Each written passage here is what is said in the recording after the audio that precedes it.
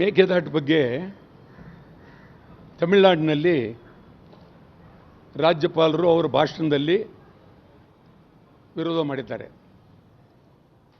ಜೊತೆಗೆ ಕಾವೇರಿ ನೀರಿನ ಬಗ್ಗೆನೂ ಅವರು ನಮಗೆ ಅನ್ಯಾಯ ಆಗಿದೆ ಅಂತೇಳಿ ಒತ್ತಾಯ ಮಾಡಿದ್ದಾರೆ.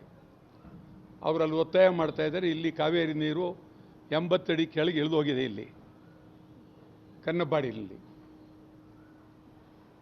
ಮೇಕೆದಾಟು ಬಗ್ಗೆ ನಮ್ಮ ರಾಜ್ಯದ ಈಗಿನ ಮುಖ್ಯಮಂತ್ರಿಗಳು ಸುಮಾರು 3 ವರ್ಷದ ಹಿಂದೆ ಇದನ್ನು ಭಾಳ ಪ್ರತಿಷ್ಠೆಯ ಪ್ರಶ್ನೆಯಾಗಿ ತೆಗೆದುಕೊಂಡು ಸುಮಾರು ಸಂಗಮದಿಂದ ಬೆಂಗಳೂರಿಗೂ ಪಾದಯಾತ್ರೆ ಸುಮಾರು 15 ದಿವಸಗಳ ಕಾಲ ನಡೆಸಿದ್ರು.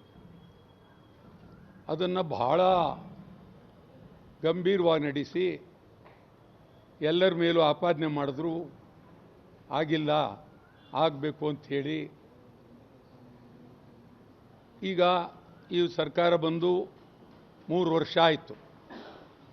ಸಿದ್ದರಾಮಯ್ಯನವರು ಸರ್ಕಾರ ಮುಖ್ಯಮಂತ್ರಿ 3 ವರ್ಷ ಇದ್ದರು. ಈಗ ಇವರೇ ಮುಖ್ಯಮಂತ್ರಿ ಆಗಿದ್ದಾರೆ.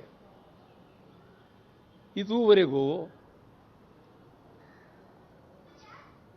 ಒಂದು ಸಣ್ಣ ಪ್ರಗತಿನೂ ಆಗಿಲ್ಲ.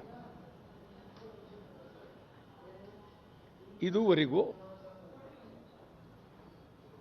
ಮೇಕೆದಾಟು ಬಗ್ಗೆ ಒಂದು ಸಣ್ಣ ಪ್ರಗತಿನೂ ಆಗಲಿಲ್ಲ. ಸುಮ್ಮನೆ ಮಾತಾಡ್ತಾ ಇದ್ದಾರೆ. ಪ್ರಧಾನಮಂತ್ರಿಯವರು ಭೇಟಿ ಮಾಡ್ತೀವಿ ಅನ್ನೋದು ಬರೀ ಬುರುಡೆ ಮಾತು. ಜನಕ್ಕೆ ಬುರುಡೆ, ಬರೀ ಬುರುಡೆ. ನನಗೆ ಅರ್ಥ ಆಗ್ತಾ ಇಲ್ಲ. ಇದು ಈ ರೀತಿ ನಡೆದರೆ ಮುಂದೆ ಗತಿ ಏನು, ಪರಿಸ್ಥಿತಿ ಏನು?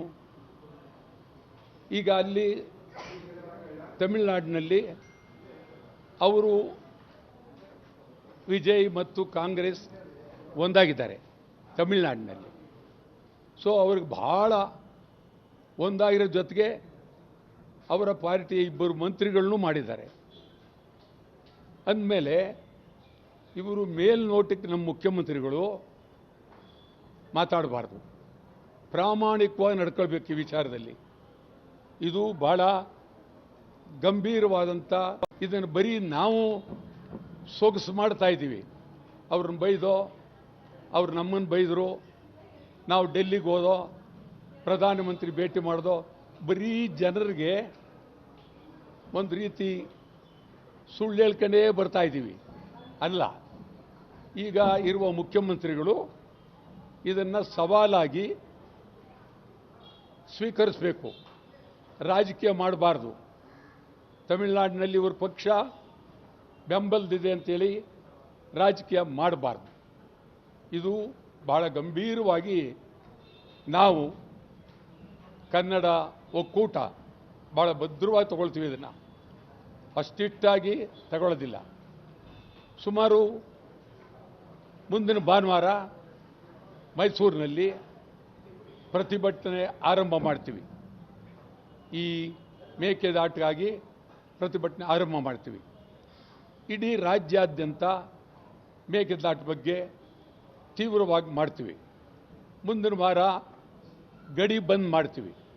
ಮೇಕೆದಾಟು ಆಗಬೇಕು ಅಂಥೇಳಿ ತಮಿಳುನಾಡು ವಿರುದ್ಧ, ತಮಿಳುನಾಡು ಕರ್ನಾಟಕ ಗಡಿ ಹೊಸೂರು ಹತ್ರ ಬಂದ್ ಮಾಡ್ತೀವಿ. ಇನ್ನೂ ಮಿತಿಮೀರಿ ವಿಜಯ್ ಒಂದು ಆಟ ಆಡಿದ್ರೆ ಕರ್ನಾಟಕದಲ್ಲಿ ಒಂದು ಥಿಯೇಟರ್ನಲ್ಲೂ ಅವ್ರ ಚಿತ್ರ ನಡೆಯೋದು ಬಿಡೋದಿಲ್ಲ. ಇದು ವೈಯಕ್ತಿಕವಾಗಿ ವಿಜಯ್ ತಗೊಳ್ಬಾರ್ದು. ಇದು 2 ರಾಜ್ಯಕ್ಕೆ ಅನುಕೂಲ ಆಗ್ತಕ್ಕಂಥದ್ದು ಈ ಬೇಡಿಕೆ. ಇದನ್ನು ನೀವು ತಿರಸ್ಕಾರ ಮಾಡ್ತೀವಿ ಅಂತ ರಾಜಕೀಯ ಬಂದವರೆಲ್ಲರೂ ರಾಜಕೀಯ, ಎಲ್ಲರೂ ಸ್ಟಾಲಿನ್ ರಾಜಕೀಯ ಮಾಡೋದಾಯಿತು, ಈಗ ನಾವು ಇಲ್ಲಿ ರಾಜಕೀಯ ಮಾಡಬೇಕಂತ ಕೂತಿದ್ದಾರೆ. ಇದು ಭಾಳ ಗಂಭೀರವಾದಂಥ ಪ್ರಶ್ನೆ. ಅದಕ್ಕೆ ಕರ್ನಾಟಕದ ಜನ ಅಷ್ಟು ಸುಲಭವಾಗಿ ಬಿಡೋದಿಲ್ಲ. ಅಂತಿಮವಾಗಿ ಭಾರೀ ಹೋರಾಟ ಆಗುತ್ತೆ ಮುಂದಿನ ವಾರದಲ್ಲಿ. ತಮಿಳಿನ ಅತ್ತಿಬೇಲೆ ಹತ್ರ ರಾತ್ರಿ ಮಗಳು ಮೆಚ್ಚಿದಾಗ ಅವು ಆಗಬಾರ್ದು. ಆಮೇಲೆ ಭಾರಿ ತತ್ವ ಹೇಳ್ತಕ್ಕಂಥ ರಾಜಗುರುಗಳು ನಿರ್ಮಾಣ ಆಗ್ಬಿಟ್ಟವ್ರೆ ಕರ್ನಾಟಕದಲ್ಲಿ. ಅಯ್ಯೋ ಅಯ್ಯೋ ಅಯ್ಯೋ ಅಯ್ಯೋ ರಾಜಗುರು, ಸದ್ಗುರು. ಆಮೇಲೆ ಇಲ್ಲೊಬ್ಬ ಕನಕಾಪುರದ ಹತ್ರ ಇದ್ದಾರೆ, ಯಾರಪ್ಪ ಅವನು, ಬಿಳಿ ಬಟ್ಟೆ,